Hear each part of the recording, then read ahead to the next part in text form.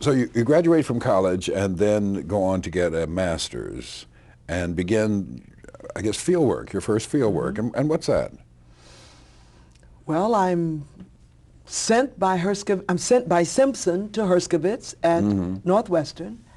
Oberlin to Northwestern, Simpson to Herskovitz. And my doctoral dissertation is based on work done in Liberia. My master's, however, was on a church on the south side of Chicago at a time when anthropologists weren't encouraged to do what we now call native anthropology, that is, studying among one's own people. Because the assumption in the discipline was that it would be impossible to be objective studying one's own folk. And the great advantage of anthropology, so it was thought, was that one from a particular culture went to understand the world through another culture. Well, here I was insisting on the right to study my own people. And what kind of resistance did you Terrible resistance from himself. Oh, really? From Herskovitz himself? Melville J. Herskovitz, who, after all, had pioneered in the study of African American cultures in the United States and in the so-called New World. And as you may remember, that 1941 publication, Beacon Press, The Myth of the Negro Past, had documented the very fundamental notion that Simpson had illustrated in that first class, that black folk had come into the New World, carting culture, carrying lifeways, dance, music, political institutions, religious beliefs from Africa. Not only that, Herskovitz had clearly documented that particularly in the religious life of black folk in Haiti, in Jamaica, yes, in the United States, we were continuing to express Africanisms. So why won't the man let me do it? Yes, why wasn't there can't some I go? hypocrisy here that it's okay for him to do Clearly, it and not for you? But how do you confront your major professor? So the time is running out. I still can't get permission from Herskovitz to study Greater Harvest Baptist Church on the south side of Chicago, Reverend Body's church. Finally, time has really run out, and so I've been encouraged by my schoolmates, just confront the man.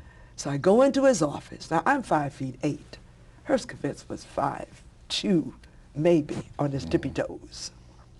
And I quickly get my seat and get into the, the position that all graduate students should get into. And I just finally said, Professor Herskovitz, I cannot leave your office until you give me permission to do this study. And he finally said, Miss Betch, I think I will give you permission, and I will direct this thesis. But you must know that I have a fear that if you do this study, Reverend Body will gain a parishioner, and I will lose a graduate student. Oh, boy.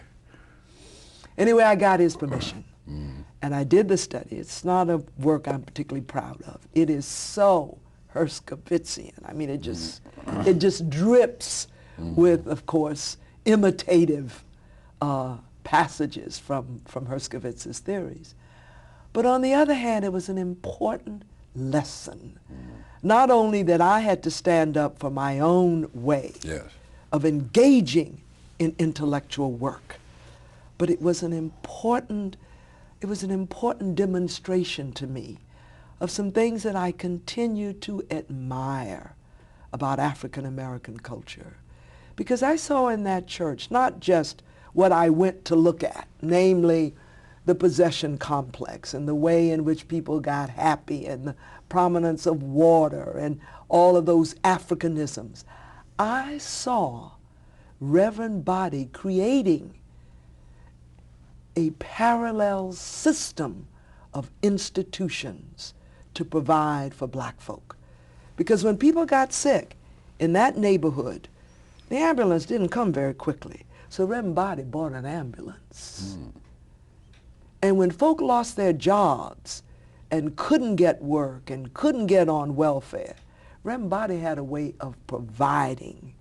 And so I never wrote a great deal about that, but I've thought over the years about that again as one of those things that was a byproduct of segregation and of racism that we might do well to think about again.